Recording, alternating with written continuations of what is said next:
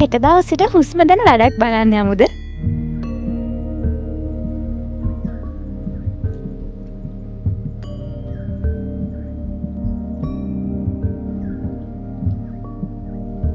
අද අපි ඇවිල්ලා ඉන්නේ කොළඹින්දුර බැහැරව ගිහිල්ලා මතුගම ජගිල කියන රක්ෂිතය ඇතුලේ. මේ රක්ෂිතය වනවගාව කිරීම තමයි අපේ ප්‍රධාන අරමුණ. අද LB ෆිනෑන්ස් ආයතනයෙන් ඇවිල්ලා තියෙන්නේ ශ්‍රී ජයවර්ධනපුර විශ්වවිද්‍යාලයේ වන හා පරිසර විද්‍යා අධ්‍යනාංශයේ ශේෂ්ත්‍ර පර්යේෂණ මධ්‍යස්ථානයේ යගිරල. තමයි යගිරල ගත්තොත් මේක රිසර්ව් ෆොරස්ට් එකක්. මේ ෆොරස්ට් එක ෆොරස්ට් ඕඩිනන්ස් එක යටතේ පාලනය වෙන ෆොරස්ට් එකක්. ඒකට ඇතුල් වීමටත් අවසර ගන්න ඕනේ වන සංරක්ෂණ දෙපාර්තමේන්තුවේ. මේක දැන් පැල කරලා තියෙන ෆයිනස් ගත්තොත් 1970 ගණන් වල පැල කරලා තියෙන්නේ. දැන් වෙද්දී අවුරුදු 50කට වඩා වැඩි කාලයක් ගත වෙලා දැන් ඇත්තටම මෙරි මෙරි යනවා. මේ මෙරි මෙරි යන පයිනස් ප්ලාන්ටේෂන් එකේ යට වගාවක් නැහැ.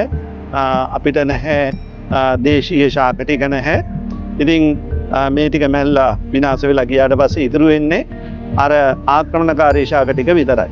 ඒකට LB ෆිනෑන්ස් වගේ ආයතන අපේ Center for Sustainability ඒකත් එක්ක එකතු වෙලා මේ කරන්නේ ඇත්තටම ලොකු සමාජ සත්කාරයක්.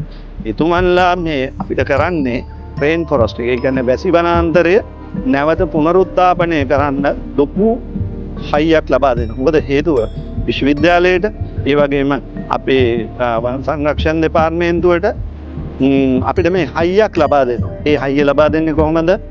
මෙන්න මේ පැල අපිට ලබා දෙන්න. ඊට පස්සේ මේක සුද්ධ කරලා මේ ආක්‍රමණකාරී ශාපේ ඉවත් කරන්න, පැල ටික පැල කරන්න, ඊට පස්සේ මේක යථා තත්ත්වයටපත් වෙනකම් බලා ගන්න. අන්න ඒවා පර්යේෂණාත්මකව සිදු කරන්න විශ්වවිද්‍යාලයේ සමග අත්වැල් බැඳගෙන ඒගොල්ලොන්ගේ සම්පත්දායකත්වයේ මේ වැඩ කටයුතු ටික කරගෙන යනවා. ඒගොල්ලෝ එතනට ඇවිල්ලා වනාන්තරේ වෙලා තියෙන දේ බලලා ඒගොල්ලෝ හැකි විදියට වනාන්තරය ආග්‍රහණය කරලා ඒක ෆීල් කරලා අවසාන වශයෙන් මේක වනාන්තරේ බේරගන්න පුළුවන් උපරිම දායකත්වයක් දෙන්න තමයි මේ අද කට්ටිය ඇවිල්ලා එකතු වෙලා මේ වැඩ ටික කරගෙන යන්නේ. එහෙනම් මම LB ෆිනෑන්ස් ආයතනයේට අපගේ හදපිරි ස්තුතිය පුද කරනවා.